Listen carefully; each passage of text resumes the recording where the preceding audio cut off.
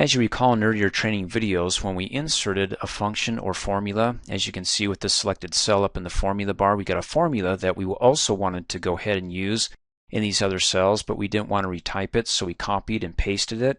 Well, every time you copy and paste that formula, it updated it and it changed. What did it change? Well, it was relative to what we pasted it into. If it was in another column, it just updated the references to reflect the new column that we were in. So here's column C. The next formula, it updated to column D, and so on. Goes with the rows here. So when we take a formula and we copy it down row by row, it keeps the same formula, but it updates it and it changes it to reflect the next row. Again, that's a relative reference where it always changes and updates when you copy that formula. Well, what if you come across a formula that you don't want it to update when you copy it to other cells? That's what we're going to learn here, and it's known as an absolute reference. It's a cell reference in a formula that remains the same when the formula is copied to other cells. Let me show you. I got a formula that I want to insert over here to calculate the commission. So we have the total that the employee earned for that month or brought in, and we want to multiply it by this cell here, 8%, to find out or figure out the commission. So let's go ahead and hit the equals key on the keyboard, select that cell, and the symbol for multiplication is the asterisk. Go ahead and type that in. Then select the other cell, the 8%, and hit enter. Okay, there's the commission rate and what they earned for those 4 months, and hopefully it's in thousands of dollars. So you'd think, hey, let me just go ahead and select the cell and copy and paste it so I don't have to retype that formula over and over again. Well, you can go ahead and try, but watch what happens. When I Control C to copy it and Control V as in Victor to paste it, and then paste it and then paste it, well, what the fudge? I'm getting all these weird things. How come this isn't working? Let me hit the escape key to get rid of the marching ants. Well, this is where we don't want it to update when we go ahead and we copy that formula to another cell. Well, what part of the formula do we not want it to update or change? And we want it to be absolute, stay where it's at, and be constant. Well, let's go ahead and select the cell here and look up here in the formula bar, and you can click in the formula bar. When you copy and paste, this one is going to go down row by row as we advance to the next row, but so is the commission. Does that make sense? Let me hit the escape key and go down to the next cell and come up here and click in the formula bar. You see how it's relative?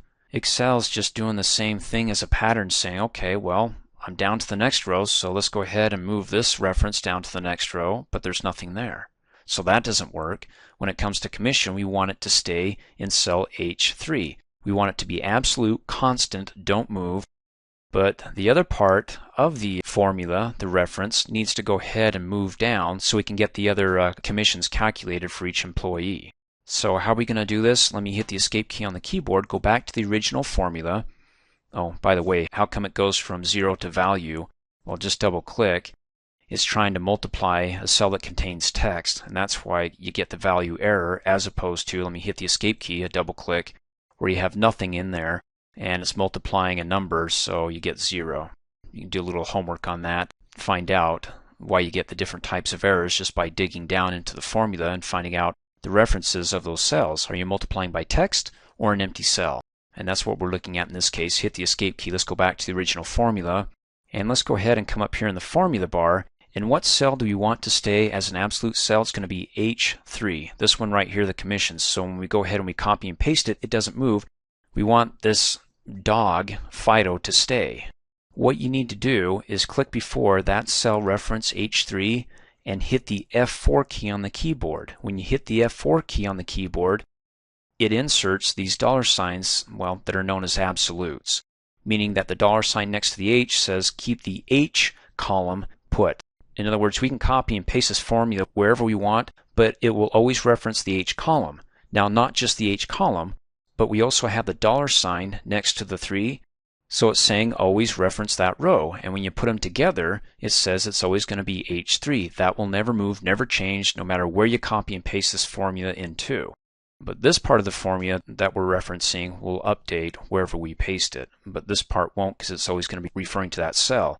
And I call it Fido because, think about it, F4. F is for Fido. And how many letters do you have in Fido? F-I-D-O, 4. Hey, that's the way I remember things. So once we do that and we put an absolute, do not move, these dollar signs next to the H and the 3, and the F4 key was a shortcut. You don't have to use F4. You can go ahead and type in the dollar sign next to the cell before H and before 3 or whatever cell you're using. That's fine. And not only that, but if you hit F4 again, it'll toggle through and say, okay, we'll just keep the row 3.